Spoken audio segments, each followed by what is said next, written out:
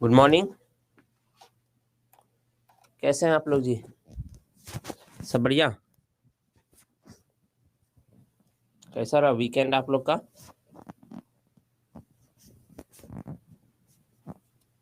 अच्छा ही रहा होगा क्या?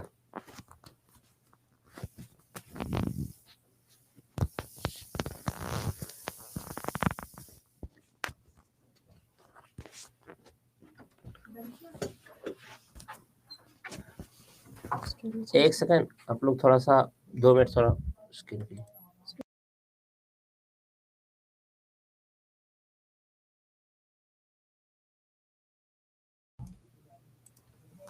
सुनिए ना, ये सिस्टम वर्क नहीं कर रहा है तो आप लोग को एक दूसरे स्टूडियो चेंज करना पड़ेगा। तो 2 मिनट दीजिए आप लोग, ठीक है? बस 2 मिनट, दूसरे स्टूडियो से ऑन करते हैं।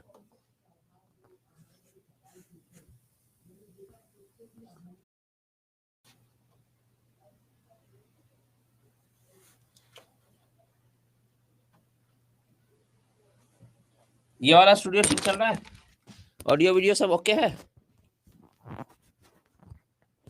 Good morning, good morning. ठीक है, तो इसका स्क्रीन थोड़ा नीचे है इसलिए हम शायद ऊपर से कट रहे होंगे ना।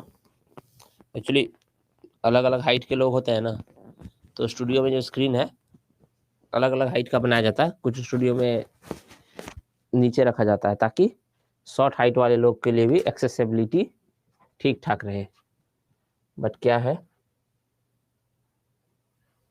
कि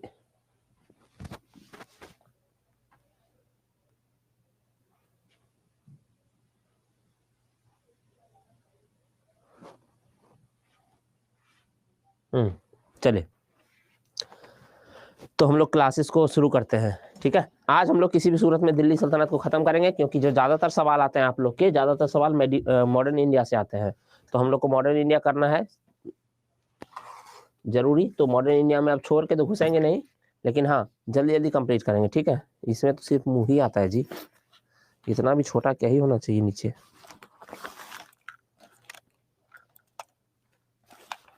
कोई बात नहीं, देख लेते हैं। तो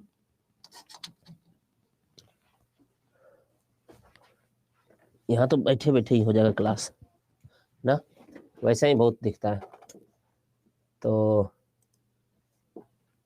सर एक बात, बिहार एसएससी का एग्ज़ाम अब लेट होगा जून के लास्ट में, ये बात सही है सर? प्लीज़ बताइए। ये नहीं पता हमको इस बारे में। हमको तो पता था कि मार्च में हो जाएगा एग्ज़ाम, मार्च सब में होगा एग्ज़ाम। मतलब मुझे यही पता था। ठीक है, चलिए क्लासेस शुरू करते हैं। ठीक है, जय भीम सर, जय भीम सर। सनोज, चलिए आप सबको वेरी गुड मॉर्निंग। इनू सर, पीडीएफ में प्रिंट सही, मतलब जो भी है, देखिए पीडीएफ के प्रिंट में कुछ कर नहीं सकते हैं। बताए हैं आप लोगों को कि आप लोग सिस्टम से लॉगिन कीजिए तो पीडीएफ का प्रिंट सही आएगा। ठीक है, चंदन सर जी लिख कर पढ़ाइए या बोल कर लिखवाइए। लेकिन आप लोग नहीं नोट्स बनाएंगे अपने से, लेकिन आप लोग नोट्स नहीं बनाएंगे खुद से, ये बताइए। चंदन सिंह,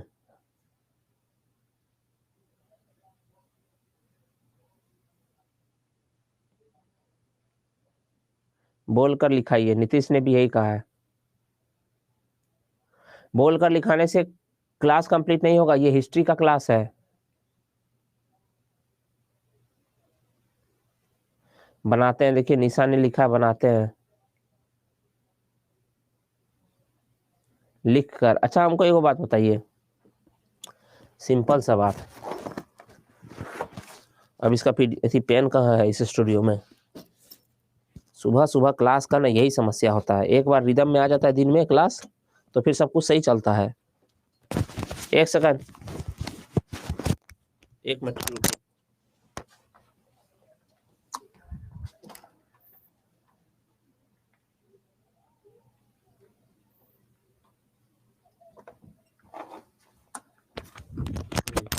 चले, हमको ये बताइए एक बात आप लोग, हमको कोई दिक्कत नहीं है, फिर वही होता है जानते हैं क्या, लास्ट में सिलेबस कंप्लीट नहीं होता है। हिस्ट्री है, थोड़ा बहुत अगर यदि जंप मारते हैं तो क्या हो जाता है पता है? ये बताइए हमको, ये लिखा हुआ है कुतुबुद्दीन ऐबक के बारे में, ठीक, मान लिया एक बार ये, अब ये तो किताब में भी लिखा हुआ आपको मिल जाएगा, तो इस पीडीएफ में, लेकिन अगर जैसा कि आप लोग कहते हैं कि लिख के बताने, तो हमको लिख के समझाने में कुछ है नहीं।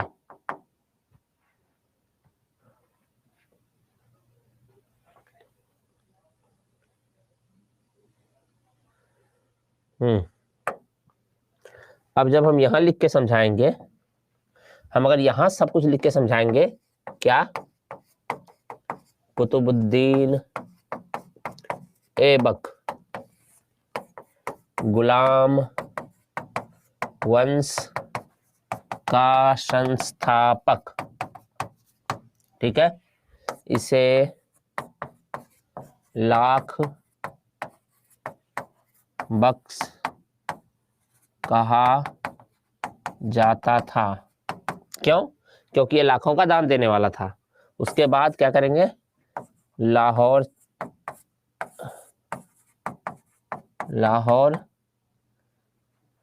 इसकी राजधानी थी। बताइए, अगर यदि इस तरह से लिखाने लगे तो जानते हैं 10 मिनट लगेगा कुतुब मीनार में, अभी तो और भी चलेगा। कुतुब मीनार का निर्माण प्रारंभ करवाया कुतुबुद्दीन बख्तियार काकी के नाम पर। उसके बाद अजमेर में 2.5 दिन का झोपड़ा मस्जिद का निर्माण करवाया। दिल्ली में कुव्वतुल इस्लाम मस्जिद का निर्माण करवाया। इसने कभी भी क्या हुआ, सुल्तान की उपाधि धारण नहीं की, सिपह सलार की उपाधि से ही रहा। तो कैसे चलेगा काम? हमको कोई दिक्कत थोड़ी है। ये काम करते हैं, आज एक नए तरीके से पढ़ते हैं। आज ना मैं समझाता जाता हूँ और आप लोग को लिखाता जाता हूँ, ठीक है? और आप लोग को लिखने का मन भी है तो मैं लिखाता जाता हूँ आप लोग को, फिर पीडीएफ भी दे ही दूंगा, ठीक है? मैं पीडीएफ भी दे दूंगा और आज लिखाता हूँ।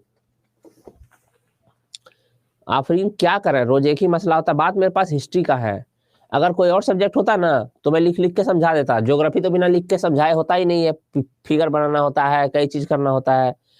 इतिहास बहुत बड़ा है, प्रॉब्लम यही है, बहुत बड़ा है। चलिए कोई बात नहीं है, आज भर आप लोग लिखिए, आप लोग हाँ लिखाइए, ठीक है? उल्फत खान ने भी कहा है सर लिखाइए। चलिए सब कोई अब लिखिए, आज आप लोग यहीं से होमवर्क बनाइए, ठीक है? चलिए शुरू करिए। कहाँ तक किए थे हम लोगों ने? हम लोगों ने कहाँ तक किया था? हम लोगों ने किया था, जहां तक मुझे याद है, तुगलक में थे। इब्न बतूता के बारे में थोड़ा सा पढ़ रहे थे, जहां तक हमको याद है। तुगलक के टाइम में थे, इब्न बतूता का पढ़े थे, लेकिन ना ये मोहम्मद बिन तुगलक में ही थे। तुगलक को खत्म तो किए नहीं थे, तुगलक खत्म नहीं किए थे, ठीक है? क्लास कब तक कंप्लीट होगा? अब ये सब भूल जाइए, अब मैं यहाँ से हटा रहा हूँ। अब सुनिए, आप लोग सुनिए, मोहम्मद बिन तुगलक के बारे में सुनिए। आप लोग कमेंट मत कीजिए भाई, तुगलक वंश करना है। हाँ हाँ तुगलक ही कर रहे हैं यार, तुगलक ही कर रहे हैं। तो सुनिए, तो मोहम्मद बिन तुगलक में थे हम लोग, ठीक? तो मोहम्मद बिन तुगलक के बारे में लिखना शुरू कीजिए। तो लिख लीजिए पहले, फिर मैं समझा दूंगा, ठीक है? अगर समझ में नहीं आएगा तो समझा दूंगा। तो आप लोग को याद रखिए कि तुगलक वंश के संस्थापक कौन थे? गयासुद्दीन तुगलक थे। तुगलक वंश की जब मृत्यु हो गई ना, तो उसकी मृत्यु के बाद उसका पुत्र जौना खां, हाँ जौना खां, मोहम्मद बिन तुगलक के नाम से क्या किया? दिल्ली की सत्ता पर काबिज हुआ। तो लिखिए, लिखिए, गयासुद्दीन तुगलक की मृत्यु के बाद, गयासुद्दीन तुगलक की मृत्यु के बाद लिखिए, तुगलक, मोहम्मद बिन तुगलक हेडिंग दीजिए, और उसका जो ईयर था वो लिखिए। हेडिंग दीजिए मोहम्मद बिन तुगलक, मैं यहाँ पे लिख देता हूँ। हेडिंग क्या देना है आप लोग को? मोहम्मद बिन तुगलक, मोहम्मद बिन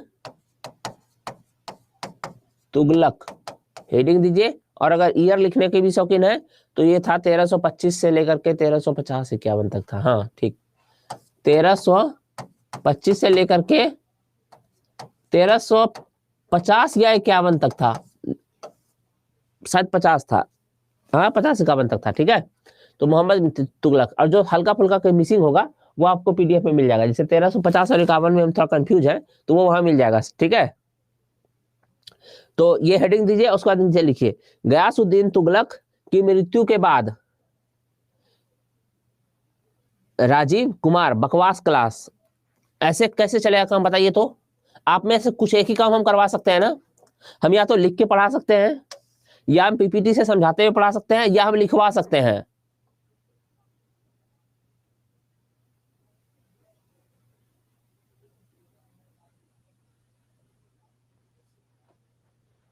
चलो एक पोल कर लेते हैं, जल्दी से खत्म हो जाएगा।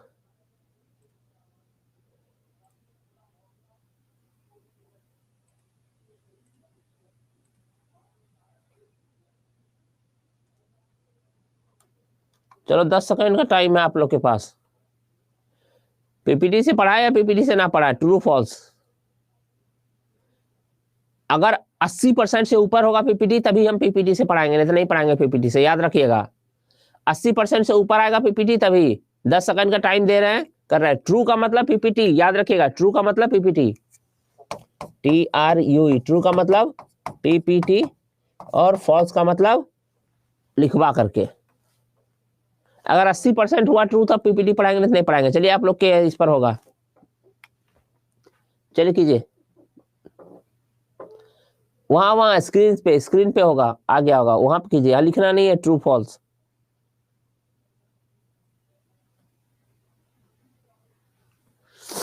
देखें जरा कितना आता है। सुमन ने का मन है कि लिखवा दें।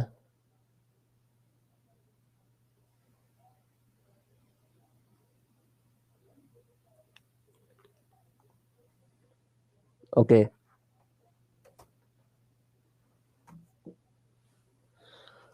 ठीक है फिर तो।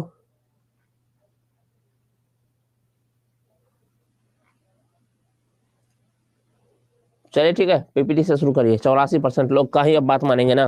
बाकी जिनको बकवास क्लास लग रहा है वो आप लोग अब देख लीजिए, हम क्या कर सकते हैं। हिस्ट्री है, हाँ आप लोग के बात में जहां तक बात है, तो मैं थोड़ा सा आप लोग को ना जब मॉडर्न इंडिया में आएंगे ना, तो मॉडर्न इंडिया में आप लोग को थोड़ा सा, क्योंकि मॉडर्न इंडिया से सवाल ज्यादा आते हैं, मॉडर्न इंडिया का क्लास करिएगा, वहां आपको बकवास नहीं लगेगा।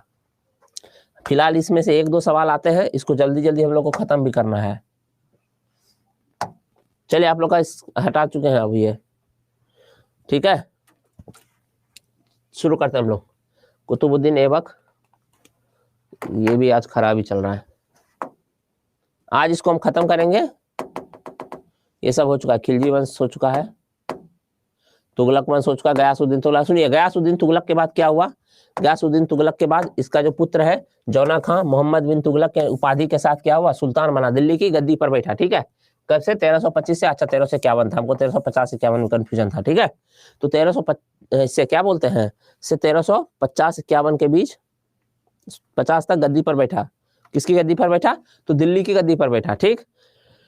इसके बारे में जो जानकारी मिलती है वो जानकारी मिलती है कुछ पुस्तकों से, जैसे जियाउद्दीन बर्नी की एक पुस्तक है, पुस्तक याद कर लीजिएगा, जियाउद्दीन बर्नी की पुस्तक है। कौन सी पुस्तक है? तारीखे फिरोज शाही। अब जो आप लोग को मैं टिक लगा देता हूं, कहां से बनाना है, क्या? नोट्स, ठीक है, जिससे आप लोग को नोट्स बनाने में आसानी होगा। जो लोग को नोट्स बनाने के लिए हम बोले हैं ना, और जो कुछ लोग बनाते भी हैं उनके लिए ये है। तो देखिए, सबसे पहले बात कि जौना खां नाम था इसका, और ये मोहम्मद बिन तुगलक की उपाधि धारण करके बना, ठीक।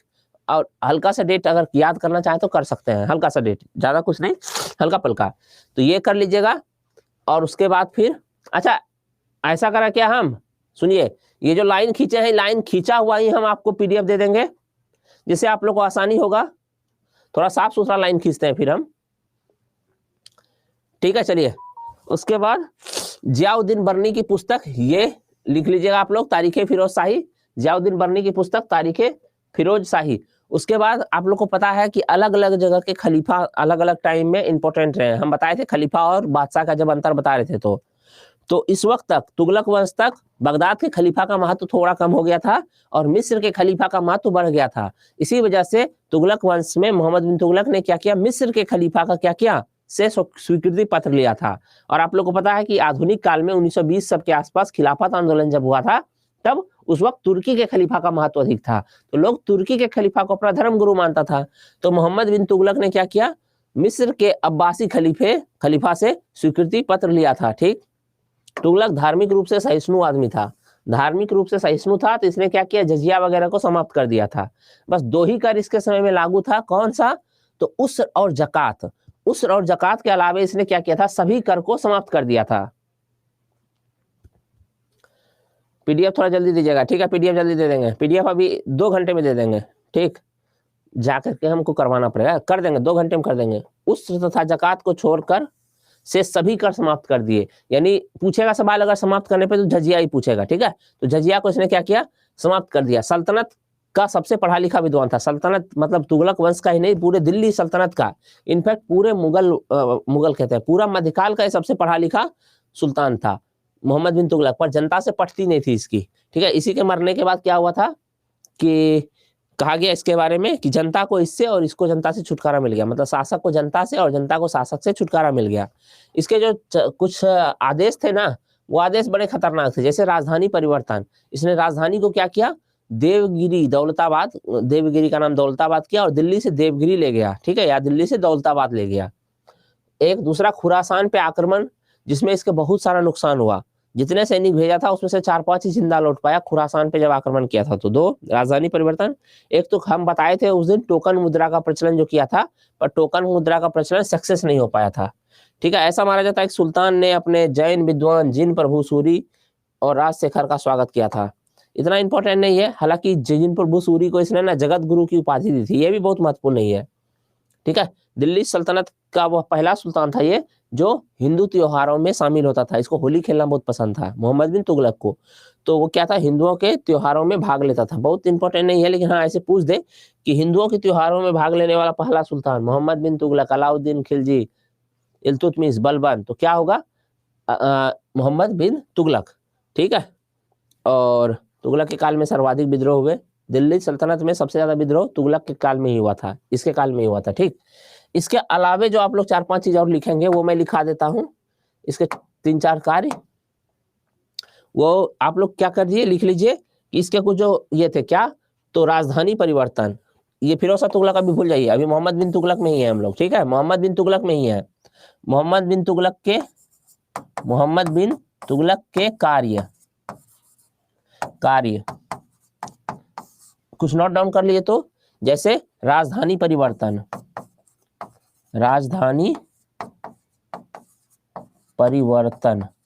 ठीक है, कहां से कहां लाया था राजधानी को, दिल्ली से दौलताबाद। ठीक है, उसके बाद दूसरा क्या था, खुरासान का अभियान।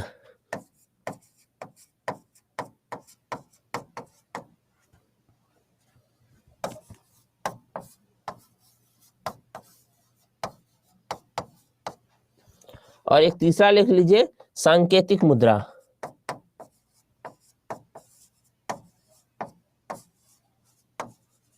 मुद्रा का प्रचलन,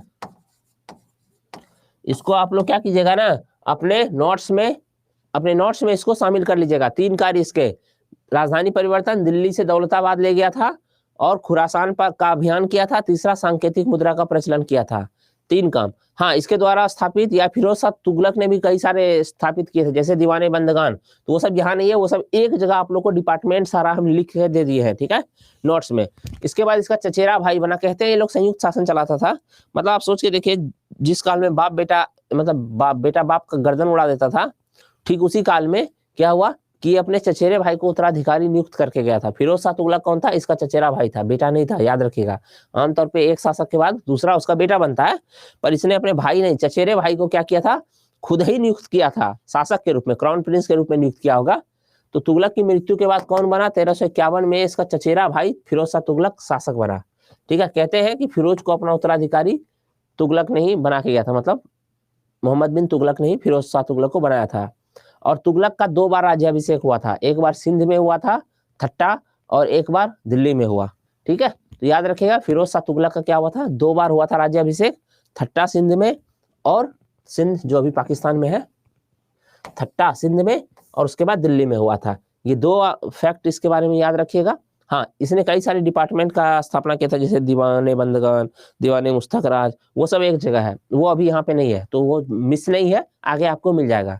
ठीक है, फिरोज शाह तुगलक के बाद तुगलक वंश में कोई खास ऐसा सच ऐसा नहीं हुआ एग्जाम पॉइंट ऑफ व्यू से, खास करके आप लोग के एग्जाम पॉइंट ऑफ व्यू से, जो कि इंपॉर्टेंट हो। तो सीधा सीधा क्या था, फिरोज शाह तुगलक के बाद सैयद वंश की स्थापना हुई, मतलब फिरोज शाह तुगलक के बाद नहीं, उसके बाद तुगलक वंश के बाद सैयद वंश और लोधी वंश आया। सैयद वंश में 4 शासक हुए, लेकिन सैयद वंश ने कोई महत्वपूर्ण प्रभाव भारतीय राजनीति पे नहीं छोड़ा। ठीक है, इसका जो संस्थापक था कौन, तो खिज्र खां, इसका संस्थापक ही इसका क्या था, सबसे महत्वपूर्ण शासक था। ठीक है, तो ये 1414 ईस्वी में खिज्र खां ने क्या किया, दौलत खां को पराजित करके दिल्ली पर अधिकार कर लिया। दौलत खां तुगलक वंश का शासक था, तो खिज्र खां ने क्या किया, सैयद वंश की स्थापना की। इसके बाद शासक हुए, पर पढ़ना नहीं है, बस खिज्र खां और सैयद वंश के बारे में इतना याद रख लीजिए कि तुगलक वंश के बाद कौन आया, तो सैयद वंश आया। सैयद वंश की स्थापना किसने की, खिज्र खां ने की। और खिज्र खां जो संस्थापक के साथ साथ क्या था, यही सबसे प्रतापी शासक था। ठीक है, जैसे अशोक के बाद के शासक नहीं याद करते ना मौर्य काल में, सबसे लास्ट वाला याद करते हैं फिर बृहद्रथ, जिसकी क्या की थी, हत्या कर दी गई थी, किसके द्वारा, पुष्यमित्र के द्वारा। क्योंकि उसकी हत्या से एक नए वंश का उदय हुआ, शुंग वंश, तो इसीलिए पढ़ते हैं। ठीक वैसे ही दौलत खां को पराजित करके खिज्र खां ने क्या किया, स्थापना की सैयद वंश की। पर खिज्र खां के बाद एज सच ऐसा कुछ, मतलब ना इसके समय में साम्राज्य विस्तार हुआ, ना ही कोई खास प्रशासनिक प्रगति हुई, ना ही कोई स्थापना हुआ, कोई स्थापत्य कला का विकास हुआ, वगैरह वगैरह। ठीक है, तो सैयद वंश में 4, इसने लगभग 37 साल तक शासन किया, उतना इंपॉर्टेंट नहीं है। खिज्र खां इसका संस्थापक ही नहीं वरन सबसे प्रतापी शासक भी था, वो हम लोग डिस्कस कर चुके हैं। उसके बाद लोधी वंश, लोधी वंश में 3 शासक हुए हैं, और ये क्या था, अंतिम वंश था दिल्ली सल्तनत का। दिल्ली सल्तनत का अंतिम वंश था, क्यों, क्योंकि इसके अंतिम शासक इब्राहिम लोधी की हत्या करके, मतलब युद्ध भूमि में मार के क्या किया था, बाबर ने मुगल वंश की स्थापना की थी एक। उसके बाद क्या है ये चीज कि लोधी वंश के बारे में एक और चीज याद रखिएगा, लोधी वंश पहला अफगान शासन था भारत में। लोधी वंश कौन थे, अफगान थे। लोधी कौन थे, अफगान थे। इसके पहले के सारे लोग कौन थे, इसके पहले के, लोधियों से पहले जो भी था, कौन कौन था लोधी से पहले, तो लोधी से पहले था जो गुलाम वंश के सारे, उसके बाद खिलजी आया, खिलजी के बाद तुगलक, तुगलक के बाद सैयद, ये सब कौन थे, ये सब तुर्क थे। इसके पहले कौन थे, पहले वाले सब तुर्क थे। और लोधी वंश वाला क्या था, अफगान वंश था। इसके 3 शासक हुए, कौन कौन हुआ, तो बहलोल लोधी जो इसका संस्थापक था लोधी वंश का, उसके बाद सिकंदर लोधी हुआ। सिकंदर लोधी ने आगरा शहर की स्थापना की थी। सिकंदर लोधी में एक बात जोड़ लीजिएगा, आगरा शहर की स्थापना किया था इसने, आगरा शहर की स्थापना किया था। ठीक, उसके बाद इसके बारे में एक और बात याद रखिएगा, ये गुलरुखी नाम से कविताएं लिखता था, गुलरुखी नाम से कविता लिखता था।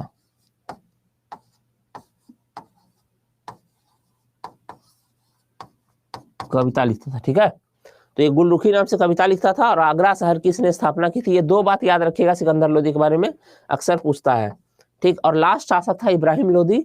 इब्राहिम लोधी के समय पानीपत का क्या हुआ, प्रथम युद्ध हुआ, फर्स्ट बैटल ऑफ पानीपत हुआ, जिसमें क्या हुआ कि इसकी मृत्यु हो गई। अच्छा, इब्राहिम लोधी के बारे में एक चीज और है, देखिए एक चीज याद रखिएगा कि इब्राहिम उस वक्त ना बाबर कहाँ का शासक था, काबुल का शासक था। दरअसल हुआ ये था कि बाबर मूलतः समरकंद से था, सेंट्रल एशिया में है समरकंद। ठीक, हाँ, 1526 ईस्वी में। तो बाबर मूलतः क्या था कि समरकंद का था। समरकंद में उस उत्तराधिकार के युद्ध में वो हार गया। जब हार गया तो वहां से निकल के हिंदुस्तान की तरफ आया, और काबुल उसको बहुत पसंद था, काबुल बहुत अच्छा लगा, तो वो क्या किया, काबुल पर का ही शासक बन गया, काबुल पर अधिकार करके उसी का शासक बन गया। बट काबुल उसको जब दिल्ली पे अधिकार कर लिया था, तब भी उसको काबुल उसके दिल से नहीं निकला था, इसलिए वो क्या बोला था कि हमको ना दफनाना काबुल में ही, तो उसको दफनाया था उसकी बॉडी को जाके काबुल में ही। ठीक, तो अब आगे सुनिए।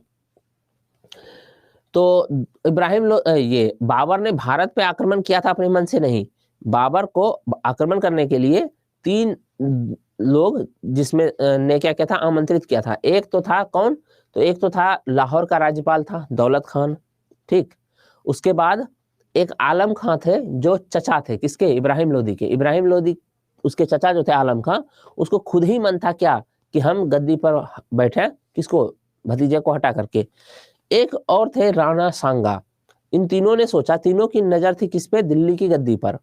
तो इन तीनों ने सोचा कि क्यों नहीं बाबर को, बगल में शासक है उसको बोलते हैं इंडिया पे आक्रमण करने, और वो इब्राहिम लोदी को हरा देगा, और हरा करके वो वापस काबुल चला जाएगा और हम लोग सत्ता हथिया लेंगे हम। सबका अपना अपना मर्जी था, लेकिन बाबर के पास अपना एक प्लान भी था कि जब जा ही रहे हैं तो क्यों ना वहीं अपना सत्ता हथियार के वहीं पे शासन करें, बाकी तो अपना काबुल है ही। तो बाबर के अपने प्लान थे। तो खैर जो भी हो, 1526 ईस्वी में क्या हुआ, पानीपत का प्रथम लड़ाई हुआ, और उसमें बाबर ने क्या किया, इब्राहिम लोदी को हरा दिया। और बाबर ने इब्राहिम लोदी को हराया, उसके बाद क्या हुआ, दिल्ली के गद्दी पर हमेशा के लिए क्या हुआ, सल्तनत युग का अंत हो गया और मुगल वंश की स्थापना हुई।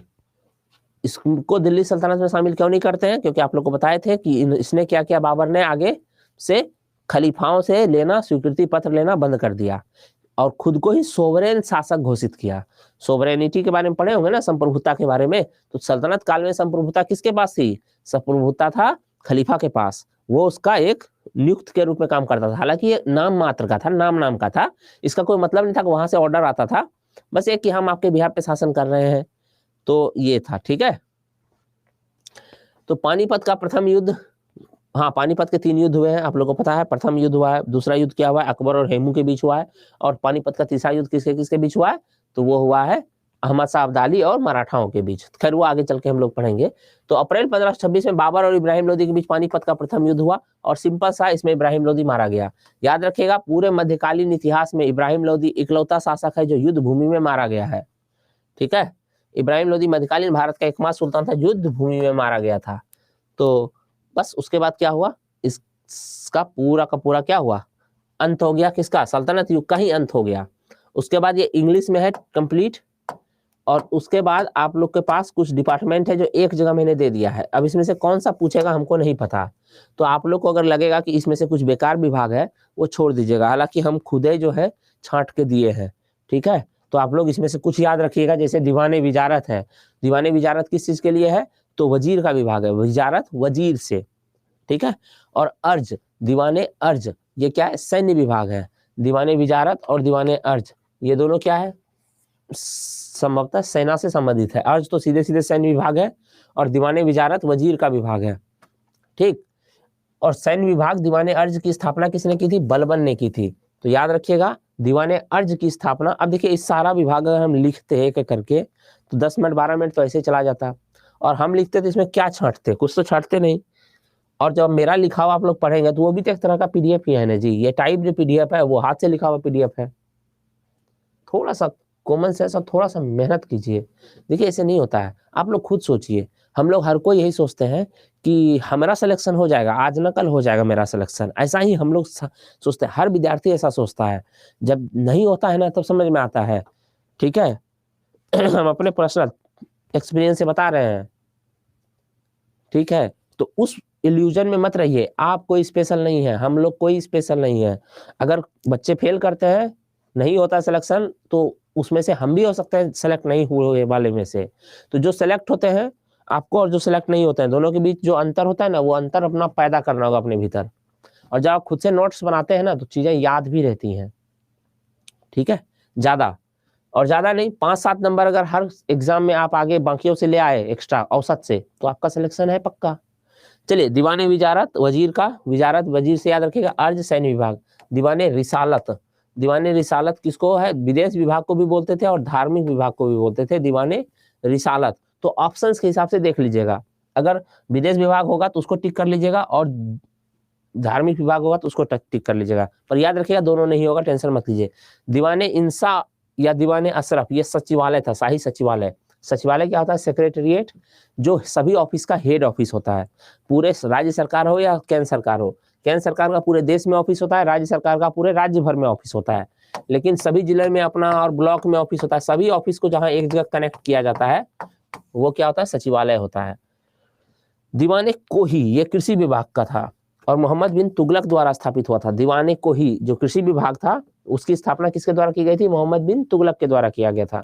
और उसके बाद है दीवाने मुस्तक राज, ये अलाउद्दीन खिलजी के द्वारा स्थापित था और ये बेसिकली राजस्व था, हाँ राजस्व था, दीवाने मुस्तक राज, ठीक है। स्थापना किसने किया था? अपना राजस्व बढ़ाने के लिए अलाउद्दीन खिलजी ने। क्यों? क्योंकि इसको विश्व विजय की पर निकलना था, इसने ठीक ठाक टैक्स पता है 50% कर दिया था कि आधा कर लेंगे, ठीक है। मतलब खिलजी कहते हैं, मराठे भी जब लूटते थे तो चौथ वसूलते थे, चौथा भाग दे दो, जबकि वो लुटेरा था, उसके बारे में कहा जाता है कि लुटेरी मानसिकता थी, वो लुटेरा नहीं था, लुटेरी मानसिकता थी चौथ वसूलना। तो ये सीधे सीधे फरमान जारी किया था 50% देना। उसके बाद दो है, दीवाने इस्तिहाक है और दीवाने बंदगान है। बंदगान बंदे से याद रखिएगा, दास विभाग का मतलब था ये, दास विभाग, जिसकी स्थापना फिरोज शाह तुगलक ने की थी, और इस्तिहाक पेंशन विभाग था, फिरोज तुगलक द्वारा स्थापित था। इसी दोनों कारण से क्या हुआ ना कि तुगलक वंश का अंत भी हुआ। क्यों? क्योंकि इससे खर्चे बहुत बढ़ गए थे। कहते हैं कि दास बहुत ज्यादा था, 1,80,000 दास था फिरोज शाह तुगलक के समय में, और उन सभी दासों के देख रेख के लिए, उन सभी दासों का मैनेजमेंट के लिए एक अलग डिपार्टमेंट बनाया, दीवाने बंदगान। तो आप खुद ही सोचिए इससे खर्चे कितने बढ़ गए होंगे। दूसरा मतलब ठीक है, सोशल सिक्योरिटी के हिसाब से तो पेंशन विभाग ठीक है, पर राज्य की जो एक्सचेकर था, जो खजाने था, उस खजाने के ऊपर बहुत बुरा प्रभाव पड़ा दीवाने इस्तिहाक से, ठीक है।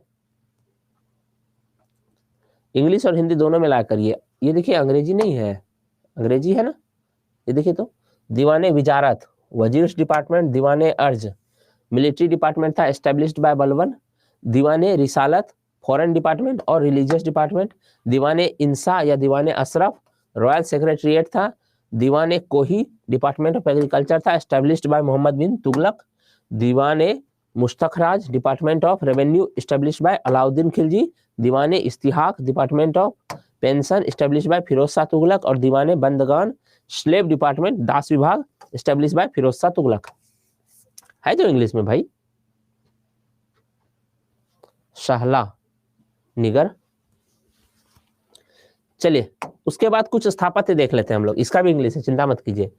अब इंग्लिश हिंदी दोनों कराएंगे ना तो कुछ होगा नहीं, बस टाइम खराब होगा ना, इसीलिए कि हिंदी में करा देते हैं तो सुन तो लेते ही हैं, और बाकी नोट्स बनाते हैं इसमें इंग्लिश का यूज कर लीजिए पीडीएफ का, वेरी सिंपल ना। तो बस इतना, और आप लोग चिंता मत कीजिए, थोड़ा डिटेल पढ़ेंगे हम लोग मॉडर्न इंडिया। क्यों? क्योंकि मॉडर्न इंडिया से बहुत सवाल आते हैं, इसीलिए हम तेजी से कोशिश कर रहे हैं सबसे पहले। और आप लोग को पता है दरअसल ये जो क्लास चल रहा है ये आई थिंक कि हम लोग पीछे चल रहे हैं बहुत ज्यादा, क्योंकि अभी तक मॉडर्न इंडिया शुरू हो जाना चाहिए। हाँ, इसलिए हमको तेजी से खत्म करना है, और 2 दिन में, अगले 2 दिन में हम लोग मुगल खत्म करेंगे, चाहे कुछ भी हो जाए। थोड़ा तेजी से 1-2 सवाल आते हैं, अगर याद कर लीजिए तो हो जाता है। उसके बाद 2 दिन के बाद तीसरे दिन से हम लोग शुरू करेंगे क्या, तो वो शुरू करेंगे बिल्कुल ये मॉडर्न इंडिया, और मॉडर्न इंडिया में ठीक से समझा देंगे अच्छे से एक एक चीज कहानी की तरह। उसके बाद आप लोग नोट्स बना लेना अपना, और मैं पीडीएफ दे दूंगा। शासक एवं सल्तनत कालीन स्थापत्य कला, कुछ स्थापत्य कला देख लीजिए। सारे स्थापत्य कला तो इंपॉर्टेंट नहीं है, जैसे आप कुतुबुद्दीन ऐबक, इसके बारे में हम लोग जानते हैं किसने क्या किया था। कुव्वतुल इस्लाम मस्जिद बनवाया था दिल्ली में, महरौली, जहाँ लाल किला नहीं है, कुतुब मीनार कॉम्प्लेक्स है वहीं पे, लक्ष्मी नारायण टेम्पल के स्थान पर। उसके बाद कुतुब मीनार बनवाया, कुतुब मीनार बनवाया था कुतुबुद्दीन बख्तियार काकी की याद में, सूफी संत थे, लेकिन वो पूरा नहीं करवा पाया था, उसको पूरा इल्तुतमिश करवाया। और एक अजमेर में 2.5 दिन का झोपड़ा बनवाया था, ये पता है। उसके बाद इल्तुतमिश के बारे में क्या है, सबसे पहला तो इसने कुतुब मीनार का निर्माण पूरा करवाया। उसके बाद 1-2 चीज और बनवाया था, ये जैसे सुल्तानगढ़ी का मकबरा बनवाया था। कहाँ है सुल्तानगढ़ी का मकबरा? तो ये भी दिल्ली में ही है। सुल्तानगढ़ी का मकबरा तुर्क शासकों द्वारा निर्मित पहला मकबरा है, ठीक है, ये भी दिल्ली में ही है। और इल्तुतमिश ने कुतुब मीनार का अधूरा काम पूरा करवाया तो जानते ही हैं। इल्तुतमिश का मकबरा ठीक कुतुब मीनार के बगल में ही है, दिल्ली में। गंधक की बावली महरौली में, बहुत इंपॉर्टेंट नहीं है, ठीक है, छोड़ सकते हैं इसको आप। तो इल्तुतमिश का मकबरा याद कर लीजिएगा, इल्तुतमिश ने कुतुब मीनार का निर्माण कार्य पूरा करवाया, ये तो पूरा का पूरा याद करना ही है। और एक सुल्तानगढ़ी का मकबरा कर सकते हैं जो दिल्ली में ही है, तो ठीक रहेगा, और क्या ना, तो ये करवा लीजिएगा। क्या बोलते हैं इल्तुतमिश के बारे में। उसके बाद कुतुब मीनार, हाँ जी, कुतुब मीनार का निर्माण मतलब ये नहीं करवाया था, कुतुब मीनार का निर्माण पूरा करवाया था, मतलब अधूरा छूट गया था। क्यों? क्योंकि समय से पहले मृत्यु हो गई थी किसकी, तो कुतुबुद्दीन ऐबक की। वो पोलो खेल रहा था, चौगान बोलते थे उस समय, घोड़े पर, तो चौगान खेलते हुए मारा गया था, ठीक है। चलिए उसके बाद बलबन, बलबन के बारे में बहुत ज्यादा इंपॉर्टेंट नहीं है, क्योंकि बलबन जो निर्माण करवाया था, दो चीज याद रखिएगा बलबन के बारे में। एक जो बलबन का मकबरा है ना, कहते हैं शुद्ध इस्लामी शैली में बना पहला मकबरा है, तो इसलिए याद कर लीजिएगा कि बलबन का जो मकबरा है शुद्ध इस्लामी शैली में बना पहला मकबरा है। और एक और निर्माण कार्य करवाया था बलबन ने, लाल महल बनवाए थे, लाल महल, ठीक है। तो बलबन ने लाल महल बनवाए थे। तो एक तो लाल महल याद रखिएगा जो दिल्ली में ही है, और एक बलबन का मकबरा याद रखिएगा, क्योंकि ये शुद्ध इस्लामी या विशुद्ध एक ही बात हुआ, इस्लामी शैली में निर्मित भारत का प्रथम मकबरा है, ठीक। और कुछ नहीं, क्यों? क्योंकि इसमें पहली बार जो मेहराब वगैरह है, तो मेहराब वगैरह कहाँ से आया है? मेहराब आया है पश्चिम से, भारत में। हमारे यहाँ क्या था? हमारे यहाँ स्तंभ का केंद्रीय महत्व था, क्या? पिलर्स का महत्व था निर्माण में, पिलर्स का महत्व निर्माण में बहुत ज्यादा था। और जो रोमन शैली है, क्योंकि रोमनों से सीखा किसने? रोमन से आया, अरबों ने सीखा, अरबों से नहीं, तुर्कों ने सीखा, रोमन से तुर्कों ने सीखा, क्योंकि तुर्क पहले पूरा का पूरा क्या था? जो तुर्की आज है वो पूरा पहले रोमन एम्पायर के अधीन था। तो जो गुंबद है और मेहराब है, तो गुंबद बना लेने के कारण और मेहराब बना लेने के कारण ना पिलर्स का जरूरत होता नहीं है। जैसे देखिए इंडियन जो शैली है उसमें जो जैसे छत है, यहाँ से यहाँ तक इतना लंबा छत है, तो क्या करना पड़ता है ना, बीच बीच में डालना पड़ता है पिलर्स। नहीं पिलर्स डालेंगे ना तो ये छत क्या है? टूट के गिर जाएगा नीचे। लेकिन जो रोमन शैली है, रोमन शैली ने क्या किया कि बोला काहे इतना ये करना, इतना लंबा छत बनाना है ना, तो ऐसा करते हैं कि मेहराब बनाते हैं। और उसने क्या किया, यहां से लेकर के थोड़ा आर्च जैसा ऐसे बनाया, और यहाँ एक पिलर लगा दिया, यहाँ एक पिलर लगा दिया, हो गया। अब ये क्या है? मतलब इंजीनियरिंग, ये गिरेगा नहीं, ठीक है। और लेकिन ये अगर जो सीधा है तो इसको ग्रेविटी ज्यादा खींच लेगा, इसलिए ज्यादा पिलर चाहिए। तो इसको कहते हैं, ये इंडियन आर्किटेक्चर का मूल था, क्या? पिलर्स बहुत ज्यादा। और जो मेहराब है, मेहराब और गुंबद, ये किसका था? तो ये है रोमन, ओरिजिनेट हुआ है रोमन में, लेकिन इसको जो पॉपुलर बनाया वो तुर्कों ने बनाया। क्यों? क्योंकि रोमन्स यूरोप तक ही सीमित रहे, लेकिन तुर्क बाद में इस्लाम के प्रसार की जो भावना थी, जो एंथुजियास्टिक था कि पूरी दुनिया में एकदम इस्लाम फैला देना है, उसने क्या किया? दूर दूर तक फैला हुआ, क्योंकि रोमन एम्पायर के पास कोई वैसा धार्मिक रूप से ये नहीं था, क्या बोलते हैं, प्रेरणा नहीं थी, क्यों हमको पूरे दुनिया में राज करना है, ये प्रेरणा रोमन में नहीं था, लेकिन तुर्क शासकों में था कि धर्म फैलाना है अपना। तो इसलिए वो लोग जब गया साथ साथ अपना स्थापत्य भी लेके गया। तो भारतीय परंपरा ये थी, इसलिए देखेंगे कि मंदिरों में जहाँ गुंबद, अब तो खैर इंडिया में भी कई गुंबदाकार मंदिर बनने लगे हैं, जिसमें कि कुछ गुंबदाकार भी होते हैं मंदिर। जैसे ये मंदिर है मायापुरी का मंदिर है, जो इंडिया में शायद अभी सबसे बड़ा मंदिर कॉम्प्लेक्स है। ऑलमोस्ट वो पूरा का पूरा गुंबदाकार डिजाइन ही उसमें एक्सेप्ट किया गया है, ठीक। तो पिलर्स, और इसी वजह से क्या है, पिलर आर्किटेक्चर एक अलग है, मतलब एक अलग तरीके से विकसित हुआ है कि पिलर का डिजाइन कैसा होगा, क्या होगा। इनफैक्ट जो राम मंदिर का डिस्प्यूट है, वो भी जो एएसआई जो सबूत पेश किया, तो उसमें सबसे ज्यादा पिलर आर्किटेक्चर का ही रोल था, कि जो हिंदू मंदिरों के पिलर्स पे जो बहुत ज्यादा फोकस किया जाता है, तो वही पिलर्स निकले। खैर जो भी है, अलाउद्दीन खिलजी का एक तो अलाई दरवाजा बहुत बड़ा दरवाजा है, पता नहीं इसको इतिहास में इतना महत्व क्यों दिया गया है। कुतुब मीनार कभी आना होगा ना, तो बिल्कुल छोटा सा है, मतलब छोटा मतलब इतना छोटा सा नहीं है कि एक दरवाजा खोले, मतलब वैसा कुछ नहीं दिखता है कि अलाई। जब हम देखे थे ना, हम पढ़े थे अलाई दरवाजा, तो दिल्ली में है, जब हम कुतुब मीनार गए थे, एक ही बार गए आज तक वैसे, तो जब हमको वहाँ का गाइड जो है, कहीं भी जाइए घूमने ना, तो 200-250 रुपया लगेगा, इतना मेहनत करके गाइड जरूर कर लीजिएगा, क्योंकि पत्थर देखने से कोई फायदा है नहीं, वहाँ पे जा करके कुछ समझ में नहीं आएगा। अगर इतिहास की जानकारी भी लेना चाहते हैं, अरे वाह क्या डिजाइन है, कितना बढ़िया बनाया, बड़ा बनाया, ये सब बोलने का लाभ है, इसके पीछे का इतिहास क्या है, तो कायदे का गाइड एक रख लीजिएगा। वहीं पे उन लोगों को रोजगार भी मिल जाता है थोड़ा, क्योंकि वो लोग का वही है ना आजीविका का साधन, और आपको बहुत सारी ऐतिहासिक जानकारी भी मिल जाएगी। तो जब वो बताए ना ये अलाई दरवाजा है, तो हमको पहले ये अलाई दरवाजा क्योंकि छोटा सा था और मेरा एक्सपेक्टेशन बहुत हाई था अगर एक्सपेक्टेशन नहीं रहता अलाई दरवाजा होगा कुछ बुलंद दरवाजा जैसा, क्योंकि हम पहले बुलंद दरवाजा देखे हुए थे, और बुलंद दरवाजा जो अकबर बनवाया बहुत बड़ा है, विशाल है, मतलब भव्य है, तो कुछ कुछ वैसा ही एक्सपेक्टेशन लेके बैठे हुए थे हम। चलिए, 1000 स्तंभों वाला महल दिल्ली में बहुत इंपॉर्टेंट नहीं है, लेकिन अलाई दरवाजा श्रीनगर, इसको दूसरी दिल्ली बोलते हैं, ये कर लीजिएगा, ठीक है, ये दोनों। फिर गयासुद्दीन तुगलकाबाद का निर्माण करवाया था, ये तो याद ऐसे ही रह जाएगा। और गयासुद्दीन तुगलक का मकबरा खुद ही अपना मकबरा बनवाया था कि जब हम मरेंगे तो यहाँ दफना देना हमको, ठीक है।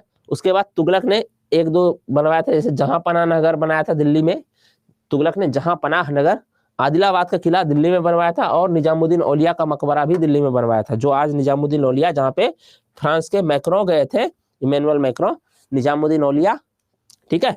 निजामुद्दीन औलिया के शिष्य कौन थे? निजामुद्दीन औलिया के शिष्य थे, पूछा हुआ सवाल है ये, वो थे अमीर खुसरो। और निजामुद्दीन औलिया किसके शिष्य थे? वो थे बाबा फरीद के। तो बाबा फरीद का शिष्य कौन? निजामुद्दीन औलिया। निजामुद्दीन औलिया के शिष्य कौन? अमीर खुसरो। तो जो है अमीर खुसरो बहुत ज्यादा मतलब ये थे। इनफैक्ट अमीर खुसरो के कारण भी, कई बार शिष्य के कारण भी क्या होता है, गुरु प्रसिद्ध हो जाता है। तो अमीर खुसरो आप लोग को पता है, हर कोई जानता है अमीर खुसरो का नाम, तूते हिंद, जो मतलब अपने शेरो शायरी के लिए जाने जाते हैं ना। तो अमीर खुसरो क्या बोलते हैं, जब उनके गुरु की मृत्यु हो गई थी, तो कहते हैं कि वो रात भर अपने गुरु के कब्र पे बैठे रहे, मतलब कब्र के साइड में बैठे रहे। और उसके बाद क्या हुआ कि आप लोग को सुनाए थे कि उनको लगा कि गुरु क्यों, क्या होता है जीवन में? गुरु होता है वह व्यक्ति जो प्रकाश दिखाता है, रास्ता दिखाता है, प्रकाश दिखाता नहीं, रास्ता दिखाता है। गुरु तो रास्ता ही दिखाता है। गुरु मतलब वो वाला गुरु नहीं, हम लोग जैसा गुरु नहीं, जो आप लोग को बता रहे हैं, ये मेडिवल इंडिया पढ़ा रहे हैं, जो जीवन का ज्ञान दे, ठीक है। हम लोग शिक्षक हैं, गुरु और शिक्षक में अंतर होता है। गुरु आपको जीवन का ज्ञान देता है। तो जब ज्ञान देना बंद हो गया, मतलब गुरु किसी का खत्म हो जाता है, तो यानी रास्ता आप कौन दिखाएगा? तो उसके लिए तो रात हो गया, रात में रास्ता दिखता नहीं है, और रात होने के बाद सब लोग घर चले आते हैं। तो खुसरो जो है रात भर उनकी कब्र के पास बैठे रहे। फिर सुबह उठ के क्या बोले कि गोरी सोवे सेज पर, मुख पर डारे केस, चल खुसरो घर आपने, रैन भई चहुदेस। कि अब गोरी जो है सो चुकी है, अब अपने घर चलो, रात हो चुकी है चारों तरफ, रैन भई चहुदेस, अब पूरी जबकि सुबह हो रही थी। इसका मतलब ये हुआ कि अब उनके लिए इस धरती पर रात हो चुकी है, अब अपने देश चलो, यानी ऊपर चले। तो मोहम्मद बिन तुगलक, हाँ, तो निजामुद्दीन औलिया का मकबरा किसने बनवाया था? हो सकता है पूछ दे, इमैनुअल मैक्रो घूमने गया था, मोहम्मद बिन तुगलक, ठीक है। तो बिन तुगलक ने बनवाया था निजामुद्दीन औलिया का मकबरा। उसके अलावा दो और है, सिकंदर लोदी और फिरोज शाह तुगलक। फिरोज शाह तुगलक के बारे में, एक तो फिरोज शाह कोटला नगर बसाया था, वहीं पर फिरोज शाह कोटला स्टेडियम था, जिसका नाम अब अरुण जेटली स्टेडियम कर दिया गया है। तो फिरोज शाह कोटला, यही बैठक हुई थी कहाँ? HRA का, ठीक है। उसके बाद खाने जहां तेलंगानी का मकबरा, अष्टकोणीय मकबरा का प्रथम उदाहरण है, याद करना होगा तो कर लीजिएगा। और क्या, सिकंदर लोदी के बारे में याद कर लीजिएगा, मोठ मस्जिद दिल्ली में बनवाया था। और एक चीज और कि इसने आगरा शहर की स्थापना करवाई थी। आगरा शहर यहीं पे जोड़ लीजिए ना, वो पहले तो लिखा ही चुका है। तो आगरा शहर की स्थापना, और मोठ मस्जिद जो दिल्ली का मस्जिद है, दिल्ली में है मोठ मस्जिद, उसकी स्थापना किसने करवाई थी, निर्माण करवाया था? सिकंदर लोदी ने, ठीक है। तो उसके बाद इंग्लिश में भी है, इंग्लिश वालों, आर्किटेक्चर, सल्तनत architecture, Qutbuddin Aibak, Quwwatul Islam mosque, first architecture built by Turks, Qutub Minar, 2.5 day hut, 2.5 दिन का झोपड़ा, ना, इसको 2.5 डे हट मत लिखिएगा, 2.5 दिन का झोपड़ा ही लिखिएगा, इसको लिटरल ट्रांसलेशन मार दिया है। Iltutmish, tomb of Sultanghari, the first tomb built by Turk ruler, Delhi में है। Iltutmish completed the unfinished work of Qutub Minar, और टॉम्ब ऑफ इल्तुतमिश दिल्ली में है। और उसके बाद क्या है? गंधक की बावली मेहरौली में। याद करने का मन होगा तो कीजिएगा, छोड़ दीजिएगा, गंधक की बावली वाला। बाकी ठीक है, बलबन का लाल महल है, टॉम्ब ऑफ बलबन है, फिर अलाउद्दीन खिलजी का है अराई दरवाजा श्रीनगर, और 1000 पिलर प्लेसेस, 1000 संभव वाला महल, वो दिल्ली में है। फिर गयासुद्दीन तुगलक का है, तुगलकाबाद बनवाया था, और टॉम्ब ऑफ गयासुद्दीन तुगलक बनवाया था, यही सब है, ठीक है। तो उसके बाद भी है इंग्लिश वाले सारे, देखिए। अच्छा, अब है विजयनगर साम्राज्य। विजयनगर साम्राज्य में, अच्छा, विजयनगर साम्राज्य को आज हम शुरू कर देते हैं थोड़ा सा, ठीक है, ताकि आप लोग के पास समय है, मैं लिखाऊंगा नहीं कुछ भी कल, ताकि हम लोग ये कर सकें। सुनिए विजयनगर साम्राज्य के बारे में। तो विजयनगर साम्राज्य की स्थापना दो भाई ने मिलकर किया था। कौन कौन? हरिहर और बुक्का ने, ठीक, हरिहर और बुक्का ने किया था। और जब विजयनगर साम्राज्य की स्थापना की, जैसे दिल्ली सल्तनत का स्थापना किसने किया था? तो दिल्ली सल्तनत के संस्थापक थे कौन? तो मतलब गौरी के बाद कुतुबुद्दीन ऐबक कह सकते हैं, लेकिन वास्तविक संस्थापक बाद में आगे चल गए, इल्तुतमिश हो गया। लेकिन दिल्ली सल्तनत पे क्या कोई एक राजवंश रहा? नहीं, 5 राजवंश रहे। कौन कौन रहा? गुलाम वंश रहा, फिर खिलजी आया, फिर खिलजी के बाद तुगलक आया, तुगलक के बाद सैयद आया, सैयद के बाद लोदी आया। ठीक वैसे जैसे मगध साम्राज्य है, एंशिएंट इंडिया में मगध साम्राज्य है, मगध नाम से, मगध में था वो साम्राज्य, लेकिन उस साम्राज्य पर किसने शासन किया? सिर्फ मौर्यों ने नहीं, मौर्यों से पहले हर्यंक ने किया था, हर्यंक के बाद कौन आया था? शिशुनाग आया था, शिशुनाग के बाद कौन आया था? नंद आया था, नंद के बाद मौर्य आया, मौर्य के बाद शुंग आए। इतने सारों ने क्या किया था? मगध साम्राज्य पे शासन किया था। ठीक वैसे ही विजयनगर साम्राज्य की स्थापना तो की थी हरिहर और बुक्का ने, लेकिन हरिहर और बुक्का ने जिस वंश की स्थापना की थी उस वंश का नाम था संगम वंश। तो संगम वंश मगध विजयनगर साम्राज्य पे शासन करने वाला पहला वंश था। और इसके प्रथम शासक कौन थे? प्रथम शासक थे हरिहर थे, लेकिन बाद में जब हरिहर की मृत्यु हुई तब उसका भाई बुक्का ने उस पर क्या क्या रूल किया। जो सेकंड शासक बना संगम वंश का वो बुक्का बना। इन दोनों ने संगम क्यों रखा था इस वंश का नाम? अपने पप्पा के नाम पे। ठीक, संगम वंश के बाद इस पे टोटल 4 राजवंशों ने शासन किया अलग अलग समय पे। संगम के बाद सालू आया, शालू वंश, शालू वंश के बाद आया कौन? तुलुक वंश आया, और तुलुक वंश के बाद अराबिडू वंश आया, और अराबिडू वंश ही क्या था? संगम विजयनगर साम्राज्य का आखिरी वंश था। तो 4 वंश अलग अलग टाइम में पूछता है कि कौन आए थे? संगम, सालू, तुलुक और अराबिडू। विजयनगर साम्राज्य के एक शासक का नाम हम लोग डिटेल करेंगे, अभी बस हम ओवरव्यू दे दिए। विजयनगर साम्राज्य का एक शासक जिसको बाबर ने अपनी आत्मकथा बाबरनामा में लिखा था कि उसके समय का उस वक्त भारत का सबसे शक्तिशाली शासक वही आदमी था। वो कौन थे? कृष्णदेव राय, नाम सुने होंगे आप लोग, जिसके दरबार में 8 तेलुगु कवि रहते थे, अष्टदिग्गज कहते थे उनको। तो कृष्णदेव राय विजयनगर साम्राज्य का सबसे प्रतापी शासक था, पूरे विजयनगर साम्राज्य का सबसे प्रतापी शासक था, जिसके बारे में बाबर ने लिखा है कि वो भारत का सबसे शक्तिशाली शासक था। ठीक, वो किस वंश का था? संगम का नहीं, सालू का नहीं, तुलुक वंश का था। तो विजयनगर साम्राज्य का में से जो तीसरा वंश था, राजवंश था तुलुक वंश, तुलुक वंश के शासक कृष्णदेव राय के, ये सब कल फिर पढ़ेंगे, बस हम एक बार आप लोग को टेस्ट करा दिए विजयनगर साम्राज्य का। ठीक है, तो आप लोग टेंशन मत लीजिएगा कि नहीं समझ में आया विजयनगर। तो तीसरा राजवंश संगम, सालू, तुलुक, तुलुक का ही एक शासक हुआ ये कृष्णदेव राय। वो तुलुक वंश का ही नहीं बल्कि पूरे विजयनगर एम्पायर का सबसे शक्तिशाली शासक था, जिसके बारे में बाबर ने भी ये बात लिखी है। इसी के दरबार में अष्टदिग्गज रहता था, जो 8 प्रमुख तेलुगु कवि थे उसी को अष्टदिग्गज कहा जाता था। 3 इस तरह के प्रमुख रहे हैं, जैसे अष्टदिग्गज रहा है विजयनगर साम्राज्य में, अष्ट प्रधान रहा है कहाँ? तो शिवाजी के समय में, और नवरत्न रहा है किसमें? तो अकबर के समय में, जो हम लोग पढ़ेंगे कल विजयनगर खत्म करने के बाद, परसों पढ़ेंगे। कल विजयनगर पूरा खत्म करेंगे और पीपीटी से खत्म करेंगे तभी हो पाएगा, नहीं तो मैं विजयनगर अंपायर अथी कर दूंगा, गायब कर दूंगा। और फायदा क्या है गायब करने से? इसके बाद दिल्ली सल्तनत के बाद सीधे मुगल में आ सकते थे, विजयनगर पढ़ाने का कोई जरूरत था नहीं। इनफैक्ट वो बोला भी गया था विजयनगर छोड़ सकते हैं, क्योंकि वैसे भी एक्सपेक्टेशन रहता है कि दिल्ली सल्तनत खत्म हुआ तो अब हम लोग को मुगल पढ़ाया जाएगा, विजयनगर बीच से गायब हो जाता है। ठीक है, तो आज के लिए हम लोग 50 हो चुका है, इतना ही रहने देते हैं, इसको कल हम लोग खत्म कर देंगे। ठीक है, 4 राजवंश हुए हैं, संगम, सालू, तुलुक यहाँ से गायब हो गया, तुलुक और अराबिडू। ठीक है, और अपने पिता की स्मृति में संगम वंश की नींव रखी थी। विजयनगर साम्राज्य की स्थापना हरिहर बुक्का ने की थी। ठीक है, तो करा देंगे, कल करा देंगे। उसके बाद चारों का जो राजधानी था, चारों वंश ने राजधानी, अच्छा एक बात और है, मगध में पाटलिपुत्र जैसे कि राजधानी अलग अलग टाइम पे अलग अलग लोगों का रहा है, जैसे अलग अलग टाइम पे कैसे? तो शुरुआत में मगध साम्राज्य की राजधानी कहाँ थी? राजगिरी थी, फिर पाटलिपुत्र आया। तो वैसे ही इन चारों वंशों ने अपनी राजधानी अलग अलग टाइम पे अलग अलग को रखा। जैसे संगम वंश के समय अनेगोंडी राजधानी था, सालुक वंश के समय हम्पी, विजयनगर हम्पी राजधानी था, और यहाँ पे तुलुक खत्म हो गया, खाली वंश बचा है। तो तुलुक वंश के समय पेनुकोंडा था राजधानी, और अराबिडू वंश के समय चंद्रगिरी थी राजधानी। तो कल इसको हम लोग कंप्लीट करेंगे पूरा का पूरा। आज बस यूं ही कि विजयनगर साम्राज्य में क्या पढ़ने वाले हैं, ये क्या है विजयनगर साम्राज्य, हल्का सा हम लोग देख लिए। ठीक है, तो सर क्यों गायब कर देते हैं? क्या गायब कर दिए? अभी होगी 8 बजे से, अभी जा करके सिविल कोड वालों का ना प्रैक्टिस कराना है, ज्योग्राफी का कुछ पढ़ाएंगे 8 बजे से। आप लोगों को ज्योग्राफी पढ़ने का मैंने तो आ जाइएगा। ठीक है, तो बाय एवरीवन, आज के लिए इतना ही। पीपीटी मैं ना अपलोड कर देता हूँ, मैं आप लोग को अभी ही अपलोड करवा देता हूँ। ठीक है, 15-10 मिनट में करवा देता हूँ, 10 मिनट में करवा देता हूँ बोल करके। ठीक है, बाय।